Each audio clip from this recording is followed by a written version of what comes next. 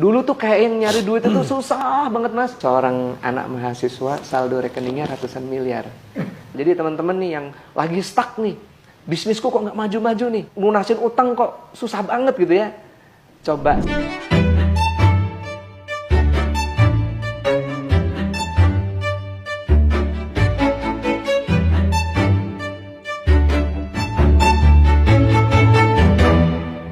Garasi mobilnya mas? Iya. Bro, ninggalin bro. Lu pakai apa lu? Pakai Grab. Lu nggak cukup di sini doang. Bro, masa gua mau di mesin bro? Pakai remote bro. Masya Allah bro. Ini showroom apa? Ini punya kakak saya sih Mas Febri ya. Oh.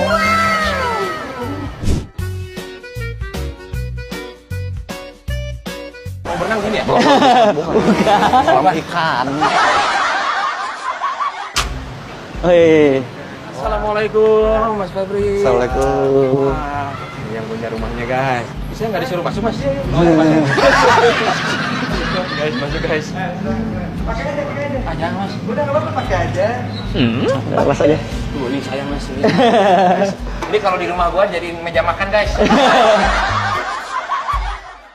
Assalamualaikum warahmatullahi wabarakatuh Mas Febri. Waalaikumsalam warahmatullahi wabarakatuh. Alhamdulillah sehat Kang. Manggilnya Kang atau AA nih? Bebas lah. Ini saya lihat rumahnya ya Allah. Ini kayak rumah-rumah yang di istana-istana gitu ya. Ini luasnya berapa nih mas? Kalau luas tanah 1.500 kurang lebih. Terus bangunan? Luas bangunan 3.300. Soalnya ini lantainya aja ini Marmer ya? marmer. Iya. Meja makan saya pakai marmer mas di rumah nih. Seriusan bener. Langsung aja lah to the point. Mas Febri, latar belakangnya tuh memang udah kaya seperti ini gitu. Dengar-dengar tuh anak dari supir bis Damri katanya ya. Betul, betul. Jadi saya aslinya dari Solo. Bapak saya sama bapaknya Mas Randu, sopir bis Damri. Kemudian saya sama Mas Randu ngerantau ya ke Bandung. Kita alhamdulillah diterima di Institut Teknologi Bandung.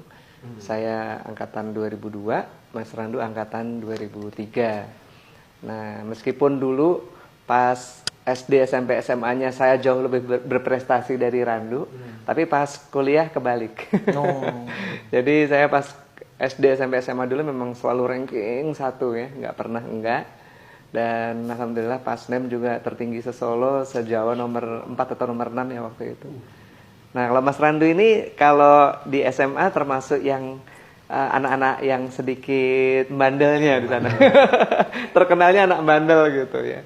Tapi alhamdulillah begitu hijrah ke Bandung itu kedewasaannya berubah. Kalau anak masuk ITB kira-kira orang tua bahagia nggak? Bangga. Pasti. Bangga bahagia ya. Tapi yang terjadi saya ingat sekali ya, mama saya itu justru malah menangis. Waktu saya masuk ITB terus disusul Randu masuk ITB itu mama saya malah menangis karena nggak ada biaya. Saya sama Randu itu belum pernah keluar jalan-jalan keluar kota yang jauh sekali gitu ya. Biasanya anak kalau dari kampung ke kota itu pasti orang tua nganterin dong. Nggak mungkin enggak ya. Yang terjadi adalah saya sama Randu itu berangkat sendiri. Karena memang orang tua nggak ada biaya sama sekali buat nganterin. Karena kondisi waktu SMA itu, jadi memang bapak saya sakit-sakitan sampai beliau almarhum wafat. Sakit-sakitan terus, jadi memang nggak bisa kerja. Dan mama saya sebagai jahit baju ya. Jahit baju, daster, batik gitu. Jadi tukang jahit Ngobras. gitu. Ngobras. Akhirnya saya sama Randu kuliah di Bandung dan masih ada satu kenangan yang inget banget ya. Saya sama Randu itu kalau saya inget Randu zaman dulu, saya masih inget posisi wajahnya gitu ya. Bayangin kita naik kereta ekonomi nggak bayar mas. Kenapa tuh mas? Nggak ada duit, 24.000 padahal tiketnya ya. Masih inget nggak? Sembunyi di WC. Sembunyi di WC. Digedor-gedor WC sama ekonomi itu bohong. jangan diikutin ya teman-teman ya. Tapi ini adalah pengalaman hidup saya sama Mas Randu. Randu masih ingat nggak? Dulu Iyalah, ngumpet di WC. Bau. Kereta Ya. ekonomi, bayangin kalau ekonomi sekarang bagus, Ya. udah AC. Kereta ekonomi zaman saya sama Randu dulu kuliah tahun 2003 2004 itu bau sekali, panas, nggak ada AC-nya gitu. Bayangkan untuk beli tiket kereta yang waktu itu kereta ekonomi Kahuripan namanya. Nyampe di Bandung, kita nggak tahu mau tinggal di mana. Belum tahu ya itu Belum ya? tahu. Tujuannya apa gitu, Buta, ya? belum tahu Bandung itu seperti apa di mana. Tapi alhamdulillah Saya ucapkan terima kasih sama senior dulu SMA 3 Solo ngebantu kita menampung nampung kita gitu ya selama beberapa bulan. Akhirnya kita ngekos sendiri dengan akhirnya kita bisa ngekos dengan kosan yang cukup mewah. Mepet banget lah pokoknya. 750.000 setahun. 7 tahun. Masih ada nggak kosan segitu? Nggak ada. Sebulan. Kebayang segini nih.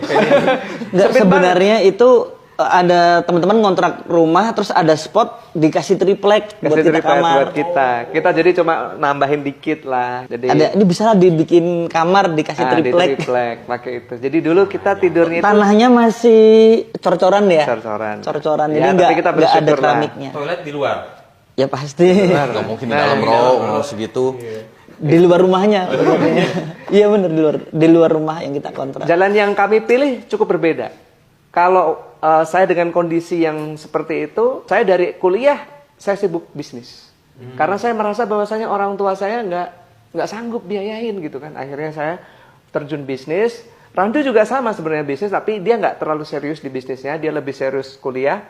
Akhirnya dia lulus di Teknik Fisika ITB dengan predikat yang cukup terbaik waktu itu.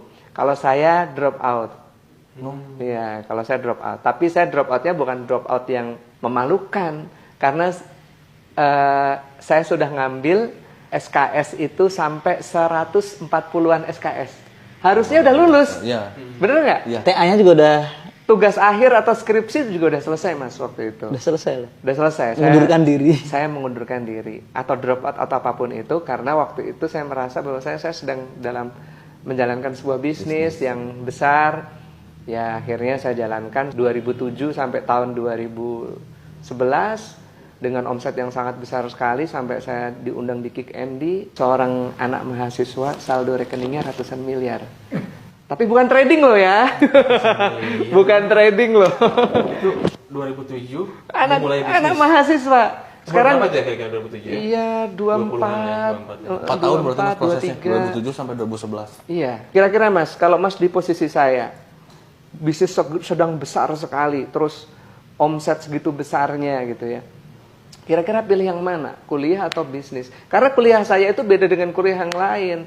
Saya di teknik kimia, itu ada satu mata kuliah lagi yang mengharuskan saya itu keluar dari Bandung. Sama seperti kedokteran koas. Nah, kalau teknik kimia ITB itu ada yang namanya kerja praktek. Jadi saya harus nyari pabrik di entah di mana gitu ya. Saya magang lagi mas. Iya betul, saya harus magang, saya harus keluar meninggalkan bisnis saya 6 bulan dan itu nggak mungkin. Iya. Bisnis saya lagi naik. Nah, akhirnya saya harus memilih. Kalau teknik fisika ada nggak? Nggak ada. Nggak ada ya. Kalau teknik kimia ada. Namanya kerja praktek rancang pabrik. Nah, akhirnya dengan sangat berat hati ya nggak sampai lulus. Padahal tugas akhir skripsi udah selesai, udah sidang lagi.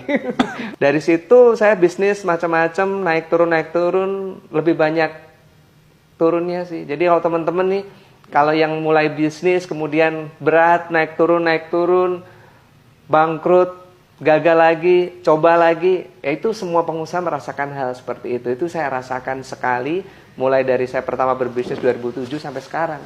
Itu naik turunnya itu luar biasa. Cuman yang saya pernah mengalami satu cobaan yang sangat berat itu 2013 Mas. Jadi sebenarnya bisnis saya itu udah settle, udah bagus gitu ya.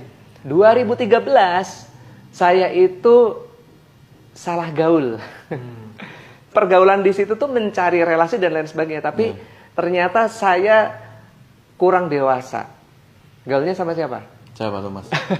Gaulnya sama orang-orang bagus, orang-orang hebat gitu. Saya waktu tahun 2012-2013 itu ada klub supercar pertama di Indonesia. Oh iya. Pertama kali klub Lamborghini Ferrari yang ramai banget di Indonesia itu kan 2013-2012. Saya beli mobil waktu itu pertama kali Lamborghini Murcielago. Masih ada sekarang mas? Udah Oh, dijual. udah dijual. Waktu itu dibeli sama Pak Bamsud yang beli Lamborghini Murcielago saya. Berapa itu harganya mas? 2013? Murah sih, di bawah 5M lah. Murah. Ya kalau kita bandingkan dengan Lamborghini yang model-model sekarang kan beda sekali. Cuman memang Lamborghini Murcielago sekarang itu harganya udah nggak masuk akal. Jadi dulu sempat murah tapi sekarang nggak masuk akal. harganya. Jadi kalau mas-mas lihat mobil saya di bawah itu